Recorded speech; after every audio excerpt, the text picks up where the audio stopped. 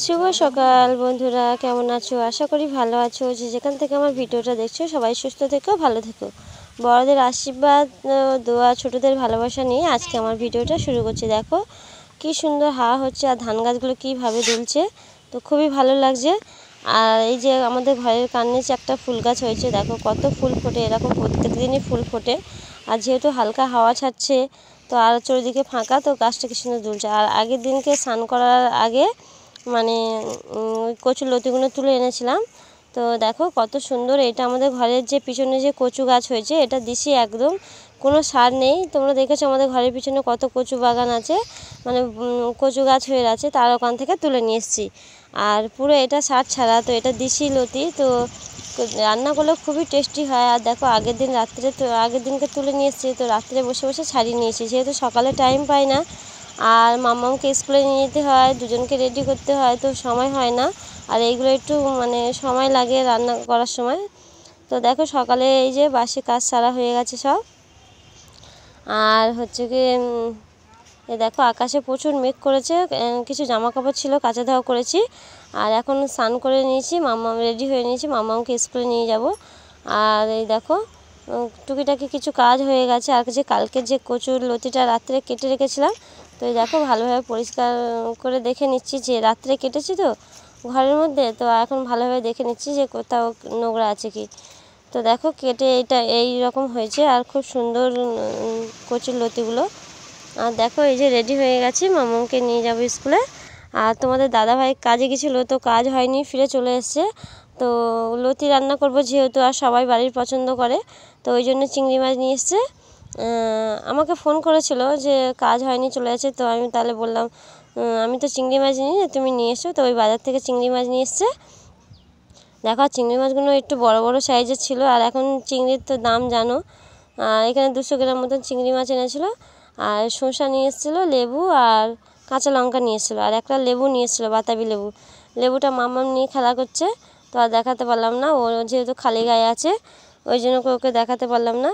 আর দেখো আমি এই সব গুছিয়ে গাছিয়ে দিয়ে আমি যাব একটু ব্যাংকের কাজে, কেন আমার ব্যাংকের বইটা বন্ধ হয়ে গেছে। ওটা আবার হচ্ছে কি ফর্ম ফিল আপ করে মানে ঠিক করতে হবে, যেহেতু সবসময় টাকা পয়সা ফেলা হয় না, অনেক দিন হয়ে গেছে ওই জন্য করে। তা তোমার দাদাভাই চলে এসছে যেহেতু, ও রান্না করবে, আমি যাব আমার ব্যাংকের কাজ মেটাতে। তো এই দেখো পরিষ্কার করে দিয়ে চলে গেছিলাম, আর যেহেতু ফোনটা নিয়ে গেছিলাম আর কোনো ভিডিও শ্যুট করতে পারিনি।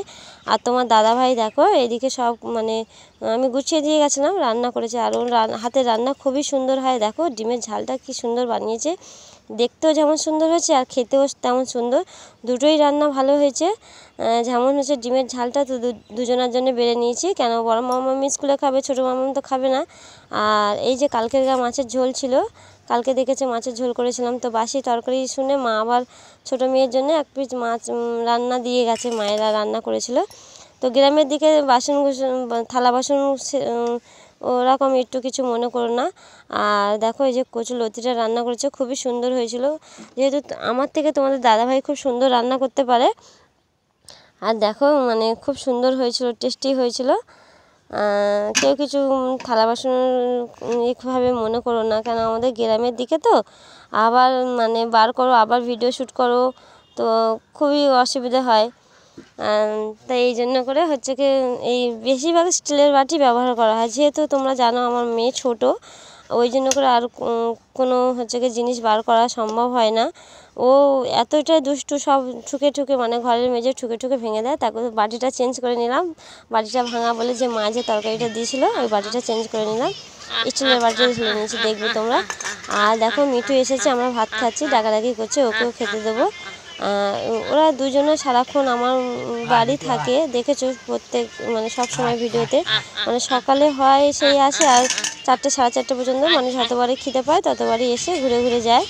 আর সত্যি খুব ভালো লাগে, সবাই যখন বলে যে পাখি দুটো আসে খুব মানে খুবই ভালো লাগে। আর বিকেলে যে তোমাদের দাদাভাই বললাম একটা লেবু নিয়ে এসেছিলো, তো লেবুটা করবো হচ্ছে কি মাখা।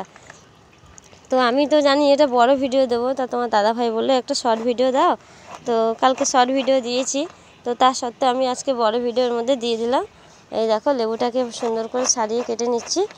আর যেহেতু জানো আমার ফোন ধরার লোক থাকে না, তো ফোনটা একদিকে দেয়ালে হেলান দিয়ে আর এইভাবে ভিডিও শ্যুটটা করছি। আর লেবুটা ছাড়ালাম, কিন্তু যে লেবু কাটলে যে লেবুটা অনেকটা লাল টাইপের লাল লাল হয়, তো এই লেবুটা লাল না, সাদা, কিন্তু খেতে খুবই টেস্টি ছিল। আর আমি দেখছি মিষ্টি কিনা টক, তো এই দেখো এইভাবে পরিষ্কার করে ছাড়িয়ে নিচ্ছি সব। মানে কিছুটা লেবু ছাড়াবো, যেহেতু ছোটো মেয়ে খাবে না, বড়টাও ঝাল খাবে না, তো এই জন্য অল্প কিছু মাখাবো আর কিছুটা রেখে দেবো। ওরা এমনি শুধু ছাড়িয়ে ওদেরকে নুন চিনি দিয়ে মেখে দেবো, আর আমাদেরটা কাঁচা শুকনো লঙ্কা দিয়ে মাখবো। এই দেখো পুরোটা মানে যেটা আমরা মাখবো সেটা ছাড়ানো হয়ে গেছে, আর অর্ধেকটা ওদের জন্য রেখেছি। আর দেখো একটা কাগজ ধরিয়ে লঙ্কাটাকে পুড়িয়ে নিচ্ছি।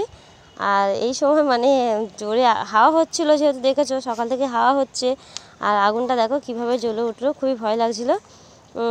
এই দেখো, তারপর দেখো শুকনো লঙ্কা দিলাম, আর একটু লবণ আর একটু চিনি আর একটু ভাজা মশলা। তোমরা পারলে তোমাদের যদি গন্ধরাজ লেবু গাছ থাকে তো লেবু পাতা অ্যাড করতে পারো, তো আমাদের যেহেতু নেই দেখেছো, ওই জন্য করে হচ্ছে আর দিলাম না। দেখো কত সুন্দর হয়েছে, আর খেতেও খুবই টেস্টি হয়েছিল। তোমরা বাড়িতে একবার গরমের সময় এইভাবে বানিয়ে দেখো, খুবই ভালো লাগবে। এত মানে তাতে কোনো কিছুই ভালো লাগে না, কিন্তু বিকেলের দিকে এইসব মাখা খেতে খুবই ভালো লাগে। তো আজকের ভিডিওটা এই পর্যন্ত। সবাই ভালো থেকো, সুস্থ থেকো, আর মন ভরে